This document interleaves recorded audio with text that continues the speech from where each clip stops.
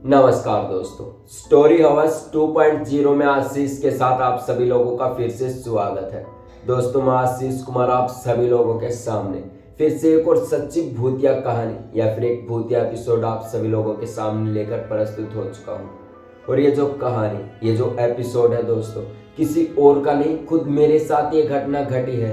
और ये घटना कुछ ऐसी थी दोस्तों, जिससे कि मुझे कई दिनों तक बुरे बुरे सपने आए कि ऐसे कि कोई मेरा दरवाज़ा खोल रहा है और मुझे चाकू से मार रहा है। ऐसे बार बार ऐसे बहुत से सपने आए और ऐसा मेरे साथ अब भी कभी कभी हो जाता है। जब मैं सोने जाता हूँ या फिर सो जाता हूँ तो तुरंत 15-20 मिनट बाद भी मेरे साथ ये हो जाता है।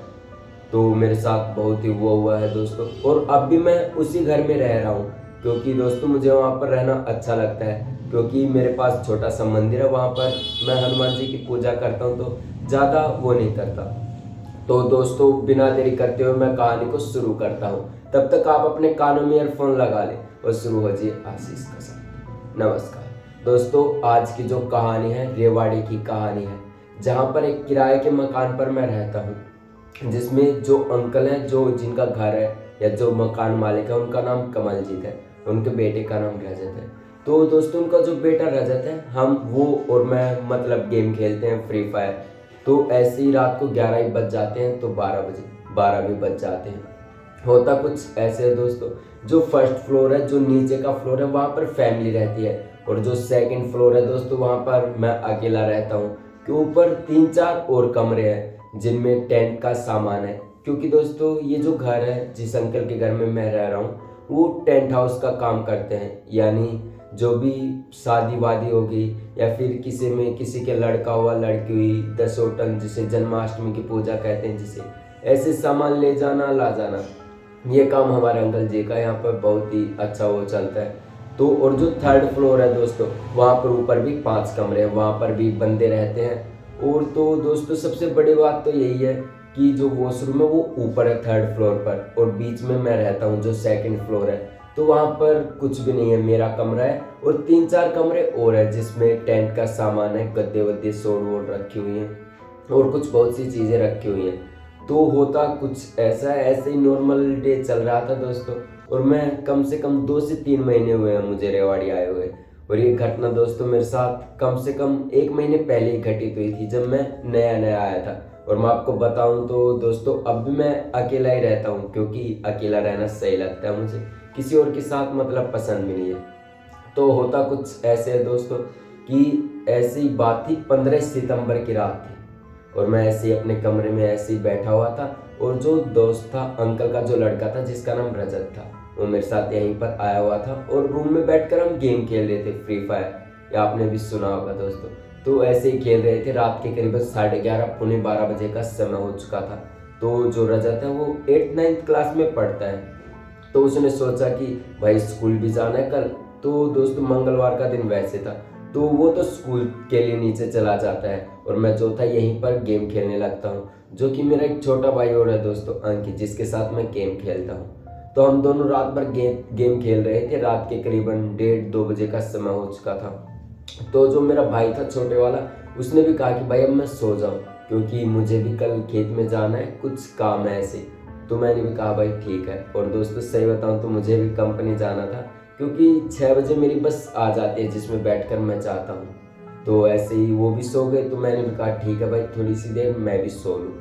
तो जैसे ही 2:30-3 बजे का समय होता है, यानी 2:30 और 3 बजे का बीच का समय था, जिसे 2:45 कहते हैं, पौने 2:30 जो भी आप कहते हैं दोस्तों, पौने 3 का सॉरी दोस्तों।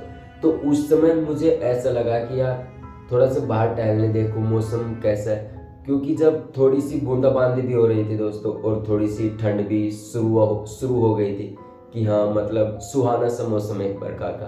तो मैं जैसे ही बाहर निकलता हूँ तो सोचता हूँ कि भाई वॉशरूम में चले जाऊँ, अब बाहर तो आ ही गया हूँ। तो मैं अपने फ्लोर से जैसे ही ऊपर जा रहा था, यानी कि यहाँ पर जो कमरा है टेंट हाउस का, सॉरी दोस्तों, जहाँ पर ये सामान रखा हुआ है टेंट का, जहाँ पर किचन विचन का, गद्दे वद्दे, लेकिन जो ये कमरा था ये मतलब गद्दे का था। और ये जो सेकंड वाला जो जो पैडे होते हैं दोस्तों, सीढ़ी होते हैं, उनसे इस साइड वाला किचन का सामान का था। और बिल्कुल सामने मैं रहता हूँ, तो ऐसे सामने बालकनी भी थी।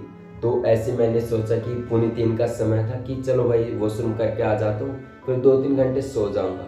तो मैं जैसे ही वॉशरूम करने जा रहा था तो दोस्तों बाहर जो है लाइट एक ही लट्टू लगा हुआ है जो लाइट है, तो मैं वहाँ पर रुका। तो जो लाइट जो कमरा था, जो गद्दे वद्दे थे जिसमें जो शादी वादी में यूज किए जाते हैं, तो मैं वहाँ पर रुका। तो मैंने सब सामने देखा कि ऐसे फ़ोन चलाता हुआ तो मैं जा ही रहा था। तो मुझे ऐसा लगा कि वो जो कमरा है उसमें से कोई काला सा साया मुझे बार बार देख रहा है। मैंने एक बार देखा, कोई नहीं था। तो फिर मुझे महसूस सा हुआ कि शायद कोई हो। तो मैंने दूसरी बार देखा, लेकिन उस कमरे में कुछ भी नहीं था ऐसा। तो मैंने मतलब एक मन का वहम हो जाता है ना, ऐसा कुछ मन में वहम हो गया। तो मैंने इग्नोर किया ज़्यादातर और मैं ऊपर चला गया। वॉशरूम करके जब नीचे आया तो वो जो कमरा था उसकी जो लाइट थी अपने आप ऑन हो चुकी थी। तो मैंने सोचा कि भाई रजत भाई भी सो गया होगा और अंकल भी ऊपर नहीं आते हैं, तो ये लाइट ऑन किसने करी। और वो जो स्विच है दोस्तों कमरे का, जो जिस कमरे के बारे में मैं बता रहा हूँ, वो बहुत ही अंदर जाकर उसका स्विच है, यानी रात को डर ही लगेगा कोई उसे बंद करने जाएगा। तो मैंने भी यहाँ पर आया अपने सेकंड फ्लोर पर, जहाँ पर मतलब जहाँ मेरा कमरा था। तो मैंने देखा, इधर भी देखा उधर भी, मुझे यार कोई ऊपर तो आया ही नहीं है। तो ये लाइट ऑन कैसे हुई सबसे बड़ी बात, क्योंकि जो रजत भाई है वो तो सो गए होंगे क्योंकि सुबह स्कूल जाना है, और अंकल तो इस समय उठते ही नहीं। मुझे थोड़ा सा अजीब लगा। फिर मैंने सोचा कि मैं लाइट बंद ही कर देता हूँ, क्यों खाम का लाइट ऑन कर रखी। तो मैं जैसे ही कमरे के अंदर जा रहा था, जैसे कि मैंने आपको बताया कि दोस्तों कमरे के बिल्कुल अंदर जाकर उसकी लाइट है, तो मैं जैसे जैसे अंदर जा रहा था तो मुझे ऐसा महसूस हुआ कि कोई मेरे साथ साथ चल रहा है। मुझे अजीब लगा। फिर मैंने पलट के भी देखा, लेकिन कोई भी नहीं था। जब मैं फ़ोन ऐसे चला रहा था तो फ़ोन में एक अजीब सा साया जो मेरे कंधे पर ऐसे हाथ रखा हुआ था, तो मैंने उसे देखा। तो मैंने जब झट से पीछे देखा तो वहाँ पर कुछ भी नहीं था। तो मैंने सोचा कि भाई शायद तो इस कमरे में कुछ है या फिर कुछ और भी हो रहा हो। तो मैंने इग्नोर किया। तभी मैंने ऐसे चलते चलते एक फ़ोटो क्लिक की। ऐसे जैसे लाइट ऑफ करने जा रहा था मैंने फ़ोटो क्लिक की। जब फ़ोटो मैंने जूम करके देखी तो सच में मेरे कंधे पर किसी ने हाथ रखा हुआ था। अब मुझे थोड़ा सा डर लगने लगा, क्योंकि ये कमरा भी ऐसा ही है। इस कमरे में लगभग रात को तो कोई जाता नहीं। तो मुझे थोड़ा सा डर लगा कि यार इस कमरे में कुछ तो गड़बड़ है। लेकिन थोड़ी सी मैं विश्वास करता हूँ, जो देवता है हमारे उनमें थोड़ा सा विश्वास करता हूँ दोस्तों। तो इन्हें मैंने इग्नोर किया, जल्दी से वहाँ से लाइट ऑफ की, और तुरंत अजीब सी आवाज़ भी आई, ऐसे कि मतलब अजीब सी आवाज़ थी कुछ। तो मैं मतलब जैसे गेट बंद होना खुलना, अजीब सी आवाज़। तो मैंने सोचा क्या छोड़, इग्नोर कर। मैंने जल्दी से वहाँ से गेट बंद किया दोस्तों, और वहाँ से मतलब 10-15 डंग ऐसे कदम रखने, उसके बाद मेरा कमरा आ जाता है जिसमें मैं आप वीडियो शूट कर रहा हूँ, जहाँ पर मैं रह रहा हूँ। तो अपने कमरे में आ जाता हूँ और ऐसे ही बैठ जाता हूँ, और सामने मेरा मंदिर है दोस्तों। तो मुझे कमरे में आने के बाद डर भी नहीं लगता, क्योंकि ये कमरा मुझे सबसे अच्छा लगता है और मैं शुरू से इसी कमरे में भी रह रहा हूँ। तो जब कमरे के अंदर आया तो थोड़ी देर मैंने सोचा, लेकिन जब मैंने सामने देखा कि जहाँ पर फोटोज रखे हैं अपने देवताओं की, तो मुझे बिल्कुल भी भय नहीं लगा, सब कुछ नॉर्मल हो गया। तो ऐसे ही जब ये घटना मेरे साथ घटी तो 10 से 15 दिन मतलब मेरे साथ स्लीप पैरालिसिस हुआ। जैसे कि दोस्तों आप सोए हुए हैं और कोई आपके कमरे में घुस रहा है और कोई आपको मार रहा है चाकू से। ऐसी अजीब सी घटनाएं 10 से 15 दिन मेरे साथ कंटिन्यू हुई। फिर मैंने मतलब सहन करना ही सीख लिया कि ये सब नॉर्मल है, ऐसा मेरे साथ शुरू से ही हो रहा है, तो इतना डरना क्या, और इतना अजीब भी नहीं था। तो बस अब धीरे धीरे कभी कभी अब भी मेरे साथ हो जाता है, लेकिन मुझे अब सब कुछ नॉर्मल लगता है, क्योंकि बस ऐसे ही श्रद्धा और विश्वास थोड़ा सा ज़्यादा है भगवान के प्रति दोस्तों। तो बस ऐसे ही डर लगना तो अब बंद हो गया है, लेकिन डर हकीकत बताऊं तो अब भी लगता है, लेकिन वैसे कभी डर नहीं लगता।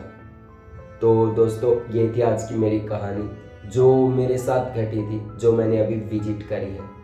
तो दोस्तों कमेंट में कमेंट करके ज़रूर बताएं कि आपको ये कहानी कैसी लगी, और ऐसी कहानियाँ सुनने के लिए चैनल को सब्सक्राइब कर लें। तब तक के लिए जय हिंद दोस्तों, मिलते हैं अगले शनिवार को फिर से एक और खौफनाक और दिल को दहला देने वाले एपिसोड को लेकर।